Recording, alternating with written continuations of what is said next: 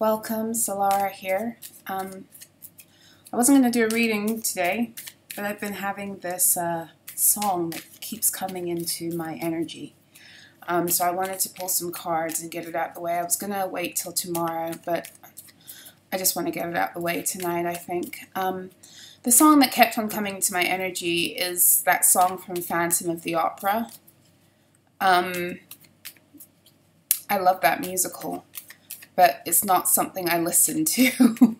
And it just came into my energy this evening, and it won't leave. And I know there's a message here for someone, but it's a message concerning something that somebody did. And it sounds like it's something that somebody did concerning you specifically, or maybe someone you know. Could be, you know, your masculine, not your masculine. It could be your person. It could be what we like to call your divine masculine or your divine feminine. That was the Sun card, and then we have Strength. You could be a Leo. This person could be a Leo. Could have been something to do with solar plexus energy. Inner child was definitely an energy coming up here. And what else? Pleasure. That's all the solar. That's 5th house. Travel, sun, escape. What it feels like somebody got led in their childhood wounds to make a decision that they thought would benefit them at the time. And in doing so, it meant that they had to put something on the line concerning you. Or maybe it didn't mean that, but it came to mean that later on, because it feels like this person kept on getting drawn in deeper. And when I say they kept on getting drawn in deeper, this person made some deals. 3 of Cups, 7 of Swords, 10 of Pentacles. Yeah. 10 of Pentacles, I think I've said to you in another reading, it's been coming out to me more when it comes to do, ooh, look at that candle. Look at my candle in the background. It's been coming up to do more with covenant agreements, as opposed to, you know, family as you might think of it in the 10 of Pentacles. You know, covenant agreements are agreements that people make in secret societies, covens, obviously. And a lot of the time, like, the more serious the society or the coven is, meaning that it's all about climbing socially and materially in the world, the more you have to risk and the more you have to give. And a lot of these people enter into covenant agreements whereby the society, the coven, comes before everything, including their families, their love interest, their career. Their loyalty is first to the coven. This person was brought into a situation. I'm looking at the 7 of Swords, the 3 of Cups, and 10 of Pentacles. I haven't even really started yet, but if they're showing themselves. This person, I'm feeling like, felt very excluded from groups. Maybe growing up, even if they were in a group, they didn't feel like they fit in somehow, or maybe they were rejected. What I know is that whatever reason they joined this society, fraternity, coven, whatever you want to call it, this group, was because they wanted a sense of belonging. But there was also something here with the 10 of Pentacles concerning, like, material gain through this covenant agreement. The 7 of Swords is showing me that somewhere this person was not shown all the terms and conditions going into this. And indeed, that may very well be part of the way this society, this group rolls. It's almost like they show you what I'm getting is like they show the hand that they need to show in order to get you where you need to go. So at every level, it's like they show you what they need for you to know to graduate the level. But there's never a full disclosure until you've, like, gotten so drawn in that there's no turning back. There's just no turning back, because a lot of the time, you know, the tests, the hazing, the initiations, the stuff you've done is so, like, beyond what you would do if you were in your right mind, that there's no going back, right? And when I say in your right mind, what I'm seeing here, I'm seeing somebody who is being overtaken by the very entity that drew them into a situation under the false pretense of it being like beautiful. They were sold a lie, and there's no turning back now. That's what I'm feeling like. The things they've done are so heinous that there's no turning back now. But not only is there no turning back now, it's like this person has, like I said, it feels like they are being overtaken by the very entity that they chose to share their energy with in order to become and in order to do. I hope I'm making sense. Like, I don't know, like, all of the details of this stuff. I know what Spirit shows me, but I know that some of these societies, they were feeding and they are feeding entities in order to keep certain things alive here on the earth plane. And it's like what these members are doing is they are opening their vessels to be shared with these entities. It's like part of the initiation, if that makes sense. But is it like in the black and white? Are they told, oh, when you reach this level, it means that you are signing on to work with this energy and it's going to be a part of your reality and you'll never be able to let it go because you really don't know how the fuck to do. I don't know. But there's definitely that feeling. It's like, and where you come in, or where a high frequency being comes in, is it's like there's some kind of payment that is due. There's some kind of payment that is due. No, there's some kind of payment that's past due. There's something that this energy wanted this person to get from you, and it's because they haven't received it that this entity is now about to take them over instead. And remember, I don't know if you guys listened to the reading I did last night, but I did a reading last night. I forget which reading it was. I cannot remember. But there was that energy of, it was one of the blackout messages that I know. I think it was the one about the person who was your doppelganger.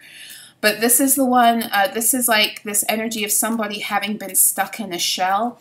There's some kind of ocean entity, or some might call it a titan. There's some kind of ocean entity that was connected to this society that this person pledged to. And it's like it's almost like one of its, Eight of Swords, Five of Cups. It's like one of its messengers is this entity that is now taking over this person. It's like because they didn't feed this ocean entity, because they didn't feed it, and I'm saying ocean because it keeps coming up for me today, that idea of somebody having tried to trap you in a shell. And even after the reading last night, because I'd mentioned something very, like in passing, about the Little Mermaid, and I never landed with that channel or with that thought, and I realized later on it's because I neglected to say also that part that came up about Ursula, and how when she trapped Ariel's voice, it was in a shell, and she had that shell around her neck. I don't know if you remember, but when she became, she transformed into, the woman who she would use to lure Eric in with her siren song. She had to wear the thing around her neck to cloak herself as being this other being. Like, so she wasn't Ursula, but she also had to wear it because that was the vessel. 0044 on my clock, I kid you not, 12:44 right here, right now. Let me show you just so you know, because this number follows me everywhere. You see on my phone? Craziness. Anyway, the moon is at the bottom of the deck. she needed that shell. She needed that shell because she trapped Ariel's essence in that shell. And I'm going to say it again. There's something here about somebody having trapped your essence in a shell, or use a shell to trap you in some kind of way. But it's all about feeding this ocean energy, this ocean entity that, for all intensive purposes, it sounds like this society conjured up, like it's part of their legacy, like the ownership, or the it's not the ownership, but it's like the overseeing of this entity. It's like this entity is what allows for them to do what it is that they do in the world. And this isn't a small society, let me tell you, because these ocean entities are to do with like maritime law, okay? And I don't know if you know about this, but everything, our whole law system, our money system, everything is based on maritime law. So there's something very big here. Let's begin. We have the Emperor. The Emperor. This is coming in to me as being like the big boss, like the head honcho of this energy, one of the higher ups. Okay? We have the Eight of Cups. I feel like somebody is walking away from this person. It feels like the energy I'm getting is like this head honcho, and it could be somebody at the top of the society, or it could be someone like at the top of the tier of this of the level in which they've reached, or the degree that they've reached in the society. Or it could be like you know how they have sometimes they have like maybe kind of like mentor figures, or people who are older in the society that kind of overlook a certain group. That's what it kind of feels like. Somebody who's in a higher position in the society, and this person was kind of like their charge. It feels like this Emperor figure has walked away. It feels like they've walked away. And we have Temperance at the bottom. And I'm very drawn to, well, here, the Temperance angel, do you see she has the, she has an alchemical symbol, and it's, it is, I think this is partly the Philosopher's Stone, but it's more than that. It's also the Mars and Venus energy, male and female energy. And then the triangle in the center, of course, is Earth.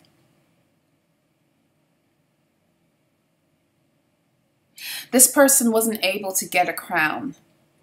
Do you see this crown in the distance?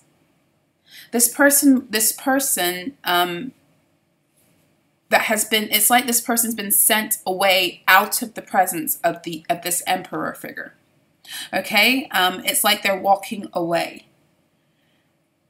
Ooh, okay, so they told me just now that it's not that just that they're walking away. They've been sent again. They've been sent again to try and find some kind of crown. And again, I'm very drawn to the water in all of this. Although Sagittarius is a fire sign, there is water here, and the Temperance angel is always, you know, cups of water. And then we have the Eight of Cups here. We see the water in the background, and that, of course, is Pisces energy. So we've got Pisces, Sagittarius, and Aries. We've got all fire and water. So this also speaks of some high-level alchemy. I feel like either this person was sent away to go and get, I feel like this person in the past, I feel like this is actually past energy. They were sent away to get some kind of crown. Because you see how the crown is coming out of the water also. And it's like they had to go into the desert place to get some kind of crown. And when I say into the desert place, I don't mean like literally into the desert. Some of them may have had to go literally. I don't know, but that's not what I'm getting here.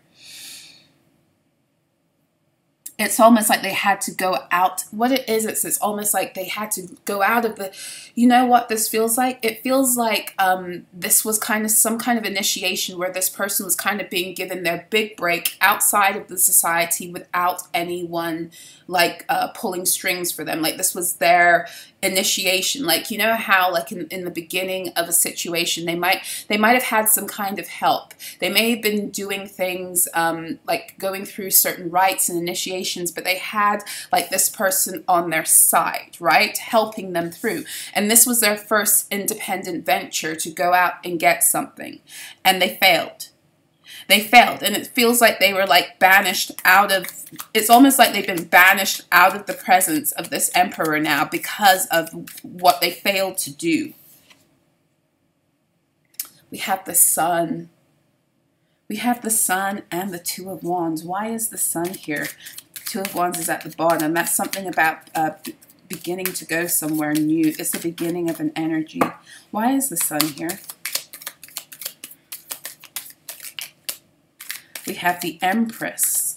So we have mother and child energy here. We have the sun and we have the Empress, but we also have this divine feminine energy here. And we do have the Emperor here. So we have some kind of a match. And yet I don't feel like this Emperor and this Empress, although like traditionally in tarot they would be a match, I don't feel like that's what this is about. There's some kind of collaboration here. Three of Pentacles, Empress. This is a mother energy.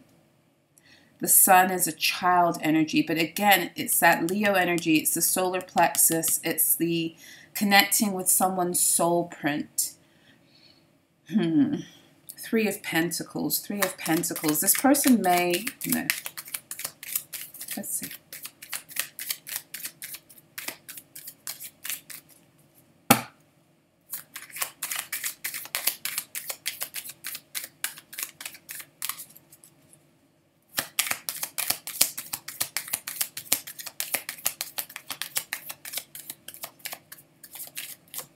There is an energy of something of time having run out here too. As I'm shuffling, I'm looking at the Eight of Cups. And there's a sun and a moon together. And it just feels like time has been a factor. This person had all the time that they were going to be allotted.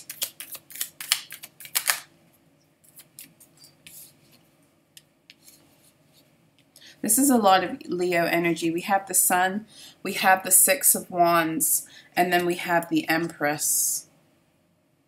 So the Six of Wands is Leo, the Empress is Libra, the sun is Leo energy.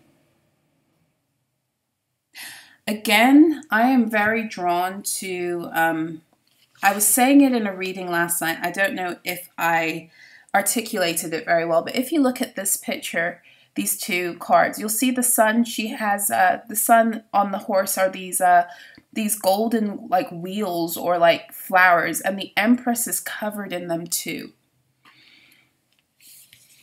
The Empress is covered in them too. And we have the Six of Wands here. And this is all about this is about public victory. It's about being victorious. It's about coming through the streets having, you know, like won a war. It's that kind of energy. It's the energy that comes after the Five of Wands. So it's like a celebration of being victorious. But we do have, of course, we have we have the Devil at the bottom of the deck. So I'm feeling like this is some kind of energy of This might be, again, more of that reading from last night about somebody trying to cloak themselves, because I went into another one of my tarot decks today. It's called the Animal Wisdom Tarot. And I don't use it too much because I don't really like to go into books when I'm doing readings. I use it personally, but the Devil came out, and it was a goat, you know, Capricorn energy. And so I read the book and I was just like, so I just want to know what their interpretation is. And there was it was very focused on this energy of scapegoat energy, because apparently that the Devil Tarot card and this energy of the goat is based upon the fact that once upon a time, I want to say during biblical times, like Old Testament times, let's say, they used to put all of their sins onto a goat and then sacrifice it. And this is where we get this idea of someone being a scapegoat. And this energy I'm getting here is of someone trying to steal someone else's crown and having failed. Okay? The energy I'm getting here is somebody who tried to, again, cloak themselves in someone's golden energy, solar plexus energy, in order to produce the fruit that actually is not theirs, and to somehow appear victorious. Like for someone here, it could be even that this person wanted celebrity, wanted fame, wanted some kind of public success. You know, take that as it resonates. And in order to do that, they got into some kind of deal, right? Deal with the devil, you know. And now it's time to pay up. Now it's time to pay up. But I keep on getting, and I feel like this is why the Sun and the Empress are here also, that this is some kind of childhood wound that drew this person into wanting to do this and to be a part of the society to begin with. And a message that just came into with this Emperor and Empress, like it's almost like maybe this person is a legacy in the society, like maybe their mother or their father have pledged also. And this is also where this desire to it's like this desire to please and appear a certain way, appear successful, instead of actually being successful. And when I say being successful, I mean being secure and healed in self. So you no longer are living a life where you're having to prove yourself to anyone, let alone parent figures or other people in the world or these societies. Like this person fell into some kind of trap that was based upon an unhealed child wound, like inner child wound, and it's almost like trying to find some kind of favor in the eyes of a parent or parents, because this is a legacy energy here. Even with the Sun, that's what I'm getting. It's a legacy energy here. And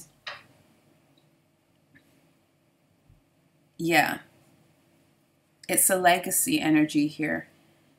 And they failed. And I feel like this energy is coming because they're just realizing this. They're just realizing that it's like the Ace of Swords is this breakthrough energy. There's something that has actually made them recognize and realize that they've put themselves into the Five of Pentacles, because they didn't steal this person's crown. It could be you. You know, it could be someone else that you're, you know, another high frequency being, but they failed their mission. They failed their mission. They didn't get the crown they were supposed to get from you or from this other person. And as such, whatever it is that was meant for you is coming back on them. But not only is what they meant for you coming back on them, because for many of you, they were binding you to some kind of poverty, like energy of constantly being rejected and out in the cold with the Five of Pentacles. And for some of you with the Ace of Swords, what I'm getting also is some kind of like mental fuckery, psychic attacks, distortion of truth, and of course, power gains when you're dealing with swords. It's like the beginning of that for them. It's about to be the beginning of that energy. Some of these people, not only are they going to be left out in the cold and in Five of Pentacles, but when I say it's a beginning energy of you know, that ace, the sword that they tried to put in your back, the reason it's happening to them also is because this entity that they were sharing their vessel with, that they have not given what it wanted, it's now turning on them. So they may have sent this entity out to like attack you, especially like mentally. And okay, so this is what I'm getting. So they had this whatever entity that they're sharing their vessel with was the one that they sent to you. And the whole point of it was to psychically attack you in order to produce enough pain that they could drink from the solar plexus. Because this is all, this from the beginning, this has been about the solar plexus energy, right? Which is, it's potent. It's where your divine gold print sits. It's where your anointing is. It's how I like to put it. Or the ability for you to begin to walk in your anointing. I don't want to get too deep into the reasonings behind that, but it's all to do with growing up and the words that are spoken over you, the energies that are allowed in the whole process of you developing your sense of confidence and self in the world, so that you can show up in the world as the person you came here divinely to be. And so a lot of the time, a lot of this childhood trauma was designed specifically in order to facilitate this kind of solar plexus harvesting and harnessing, especially from all beings, but especially from divine beings. And so it's like this person may have even learned this from a mother, learned this from a father. Like I said, there is some kind of legacy energy here. And whatever it was that they were supposed to be victorious in, they failed at it. And the very entity they sent to send you psychic attacks and to put you in positions of pain so that entity could feed off of you, you know, and then give them whatever it was that they wanted, which was for a lot of you to be cloaked in your energy. They haven't been able to get it from you or this high frequency being. And so as such, they've lost their crown in this society. But not only have they lost their crown, but the very things that they were trying to put you in order to steal your essence, it's now befalling them. But more than that for this person, and this is why this Phantom of the Opera song kept coming up for me tonight, this person is now being taken over by the very energy that what they once thought they had control over. And this is where I'm getting from the beginning of the reading, that Seven of Swords energy, where this society never actually told them the dangers of what could happen to their own souls if they didn't deliver upon what it was that they asked for them to deliver in the whole initiation process. And so now not only are they getting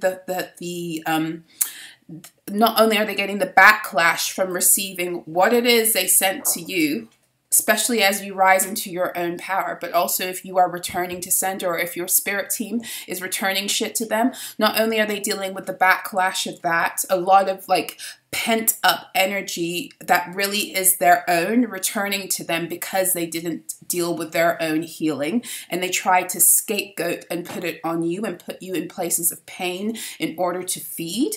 Not only are they dealing with like, and when I'm talking about like how they're showing me, it's like it's a backlog of fucked up energy. It's not like, you know, where as you ascend and you heal your wounds, you go through periods of transformation, you know, and those are tough enough, you know, those days when spirit's like getting you to deal with a wound, like really deal with it, and you have to deal with all of the emotions that come out. Like that in and of itself is taxing, right? When you have to deal with like one wound.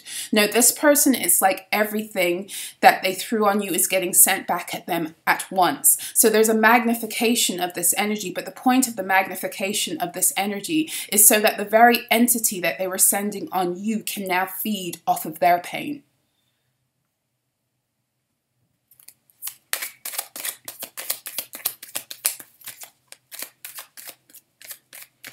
And the thing about it is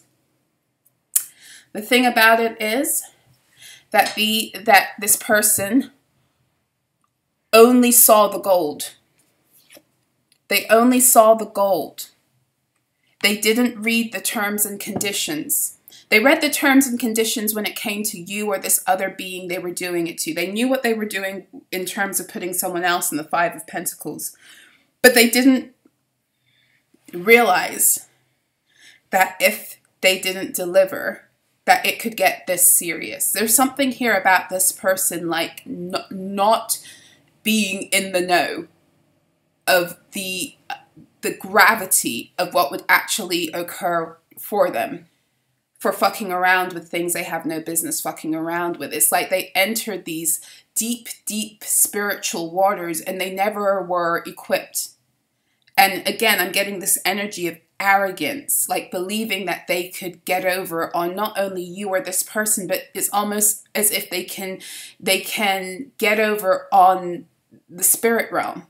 It's like, oh, you know, it's all going to be fine. But it's like this energy, and because this person is not in their whole state, because they've lost not only their divinity, but like I was explaining in a message yesterday, the more you make these kinds of deals, at one point you sacrifice your own divinity, but it gets to a point where you begin to just lose your own humanity and you lose control over your own vessel. And ultimately that's what they wanted for you. They wanted you to lose control over your own vessel because they wanted to take it over. They wanted to take over your energy. They wanted to keep you fragmented, but they couldn't. Or this other person, okay? And it's almost like what they've done has fragmented their own energy so much that whatever it is that's like entering, these energies that are returning, this backlog of energies that's returning, I don't even know how they're going to handle it. I don't even know how they're going to handle it. Because you're not dealing with somebody who has done the healing. You're dealing with somebody whose vessel might very well be pretty empty. Like, I feel like I'm picking up on this energy again of this person, the reading I did last night about this person who tried to cloak themselves. Do we have any more messages?